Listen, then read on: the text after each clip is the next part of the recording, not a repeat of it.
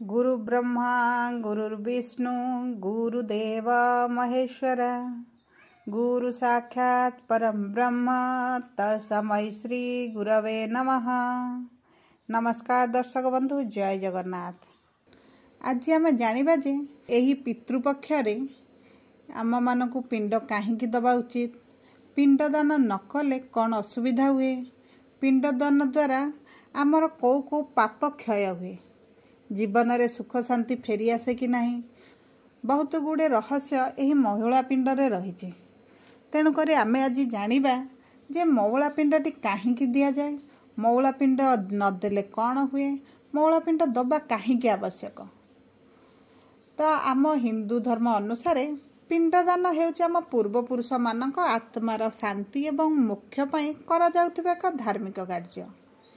यही मौला पिंड देवार प्रथम उद्देश्य है पितृ मानक आत्मा को तृप्ति करवा, सेमानकु मोक्ष देवा। पिंडदान प्रायतः कहार मृत्यु पर, श्राद्ध पक्षरे एवं महालया अमावास्या दिया जाए एवं किछि लोक एही पिंडदान को पवित्र स्थान गुड़िकरे जेपरी गंगा, गया, वाराणसी, प्रयाग भली स्थान रे पिंडदान करती। यही अनुष्ठान आमे चाउलर लड़ू एक पिंडर टाइप तैयारी करी आम पितृपुरुष आत्मार शांति निमते यह आम अर्पण कर पिंडदान कहीं करा जाए।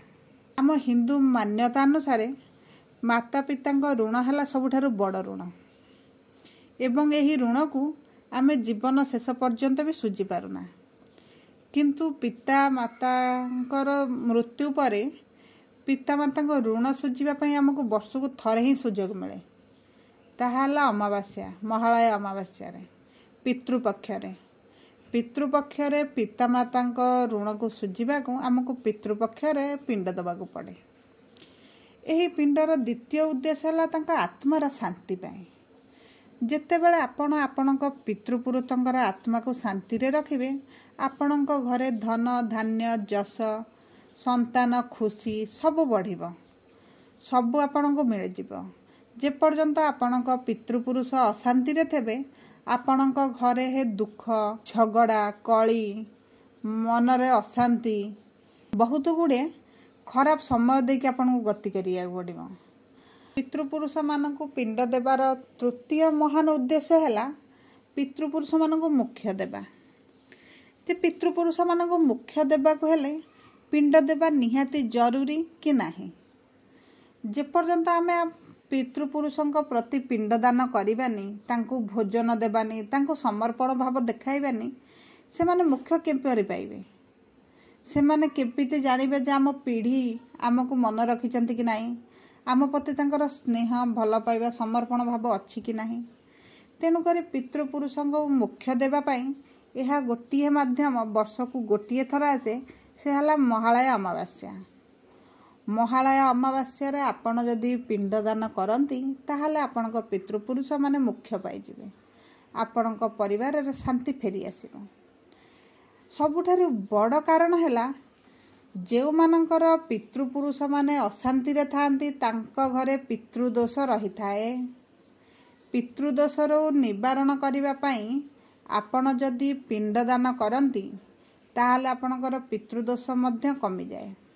जे आपण जानिबे किपरि आपणकर पितृदोष अछि कि नाही, आपणक पितृपुरुष माने शांति अछंती कि नाही, तो आपणकर कुंडली रे जदि आपणक पाखरे जातक थाए ताहले आपण माने देखि परिबे आपणक कुंडली रे पितृदोषर संयोग अछि कि नाही। जदि आपणक कुंडली रे पितृदोषर संयोग अछि ताहले आपण एही महालया अमावास्या रे पिंडदान कले आपणक पितृदोष दूर हो जाए।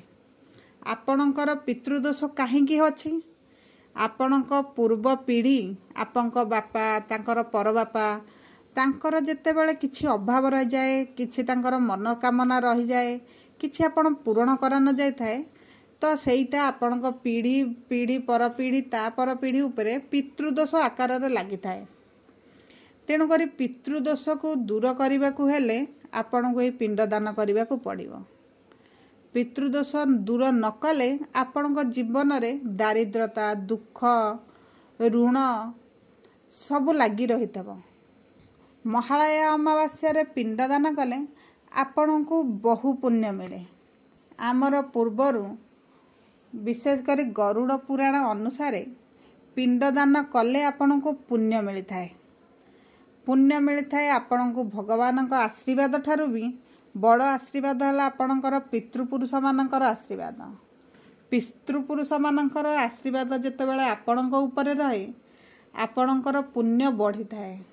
ଆପଣଙ୍କ କୁଳର ବଂଶର ରକ୍ଷା ନିମନ୍ତେ ଆପଣଙ୍କୁ ମହାଳୟା ଅମାବାସ୍ୟାରେ ପିଣ୍ଡଦାନ ଦେବାର ଆବଶ୍ୟକତା ରହିଛି। ଆଜିକାଲି ଦେଖୁଥିବେ ସନ୍ତାନର ଅଭାବ ରହୁଛି, ସନ୍ତାନ ମିଳୁନାହିଁ। ସନ୍ତାନ ନ ମିଳିବାର ପ୍ରଥମ ଲକ୍ଷଣ ହେଲା ଯେ ଆପଣଙ୍କର ପିତୃପୁରୁଷମାନେ ଅଶାନ୍ତି ଅଛନ୍ତି। ତ ପିତୃପୁରୁଷମାନଙ୍କୁ ଶାନ୍ତି କରିବା ପାଇଁ ଆପଣଙ୍କୁ ପିଣ୍ଡଦାନ କରିବାର ଆବଶ୍ୟକତା ଅଛି। କୁଳର ରକ୍ଷା ପାଇଁ ଆବଶ୍ୟକତା ଅଛି। ପିତୃପୁରୁଷମାନଙ୍କର ଆଶୀର୍ବାଦ ରହିଲେ ଆପଣଙ୍କର ବଂଶ ପିଢ଼ି ପର ପିଢ଼ି ହୋଇ ବଢ଼ି ଚାଲିବ। ତେଣୁକରି ପିତୃପୁରୁଷଙ୍କୁ ପିଣ୍ଡଦାନ କରି ଆପଣଙ୍କ ବଂଶକୁ ଆଗକୁ ବଢ଼ାଇବା ପାଇଁ ମଧ୍ୟ ଆପଣ ତାଙ୍କଠାରୁ ଆଶୀର୍ବାଦ ଆଣିପାରିବେ। ବଂଶ ବୃଦ୍ଧି ହେବ, ଜୀବନରେ ସମୃଦ୍ଧି ମିଳିବ, ଆପଣଙ୍କର ଆସୁଥିବା ବାଧା ସବୁ ଦୂର ହୋଇଯାଏ। ଯଦି ଆପଣ ପିଣ୍ଡଦାନ ନ କରନ୍ତି ତାହେଲେ ଆପଣଙ୍କର ଜୀବନରେ କେଉଁ କେଉଁ ବଡ଼ କ୍ଷତି ହୋଇଥାଏ ତାହା ଆଜି ଆମେ ବିସ୍ତୃତ ଭାବରେ ଜାଣିବା। ପ୍ରଥମ, ଆପଣଙ୍କ ପରିବାର ଭିତରେ ସୁଖ କେବେ ରହିବ ନାହିଁ। ଆପଣଙ୍କ ଜୀବନରେ ସବୁ ଥିଲେ ମଧ୍ୟ ଆପଣ ଦୁଃଖୀ ରହୁଥିବେ। ଆପଣଙ୍କୁ ଲାଗୁଥିବ ଯେ ସବୁ ଅଛି ପାଖରେ କିଛି ନାହିଁ। ପରିବାର ମଧ୍ୟରେ ସବୁବେଳେ କଳହ ବଢ଼ି ଚାଲିଥିବ। ଜଣେ ଅନ୍ୟ ଜଣଙ୍କ ପ୍ରତି ସବୁବେଳେ ଅଦ୍ୱେଷ ଭାବ ରହୁଥିବ।